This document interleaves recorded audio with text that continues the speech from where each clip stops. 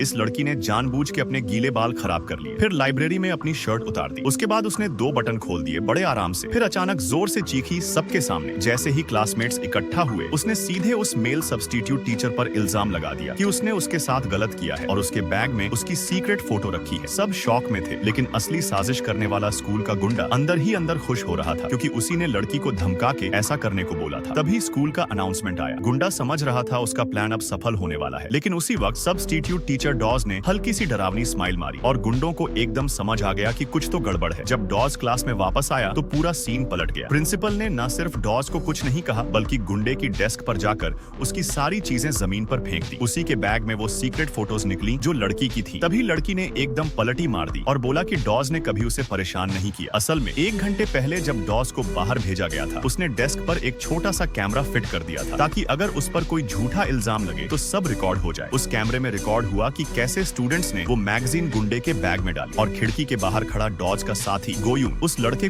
को धमकाते हुए रिकॉर्ड कर रहा था। गोयुन ने सीन पलटने के लिए लड़की बनकर स्कूल में एंटर किया और गुंडे को सबक सिखाने की तैयारी कर ली। उसने पहले डॉज के बैग से वो मैगजीन निकाल ली और फिर चुपके से क्लास में जाकर वो मैगजीन गुंडे के बैग में डाल दी। फिर आई उसकी असली चाल। जब डीन डॉज को क्लास में वापस लेकर आ रहे थे, तब गोयुन पहले ही लड़की से मिल चुका था और उसे सारे सबूत दिखा दिए थे कि कैसे उसे फंसाया जा रहा है। तीनों गुंडों को उनकी हरकत की सजा मिली, लेकिन जिस स्टूडेंट को उन्होंने मारा था उसकी हालत बहुत खराब हो गई थी। डॉज ने सोच लिया कि अब ये सजा इतनी आसान नहीं होगी। स्कूल खत्म होने के बाद उन गुंडों ने देखा कि पुलिस एक आदमी को पकड़ रही है जो अवैध सिगरेट बेच रहा था। जब पुलिस ने उससे पूछा कि सिगरेट किसने खरीदी, उसने तीनों गुंडों के नाम बताए। डर के मारे तीनों करीब 10 किलोमीटर भागे और बाद में सिगरेट को जमीन में दबा दिया। लेकिन उन्हें नहीं पता था कि जिन 3 लोगों ने उन्हें ये सब कराया वो भी डॉज की टीम के ही थे। डॉज ने बाद में उनका वीडियो चला दिया जिसमें वो सिगरेट छुपा रहे थे। ये देखकर उनके होश उड़ गए, क्योंकि अगर वो वीडियो पुलिस तक चला जाता तो सीधे जेल जाना पड़ता। इसलिए छुट्टी के टाइम उन लोगों ने डॉज को घेर लिया और वीडियो देने का प्रेशर बनाने लगे, लेकिन डॉज ने मना कर दिया। उसी दिन शाम को डॉज उनके घर गया और 50 लाख रुपए की मांग की, वरना वीडियो पुलिस को देने की धमकी दी। लेकिन उसे क्या पता था, गुंडे मानने का नाटक कर रहे थे। असल में उन्होंने लोकल गुंडों को कॉल कर लिया था कि डॉज को खत्म कर देंगे। पैसे की डील एक छत पर रखी गई। डॉज अकेला पहुंचा। सामने दर्जन भर हथियारों से लैस गुंडे थे, लेकिन डॉज को डर नहीं लगा, क्योंकि वो एक रिटायर्ड स्पेशल फोर्स का सोल्जर था। अब असली लड़ाई शुरू होने वाली थी।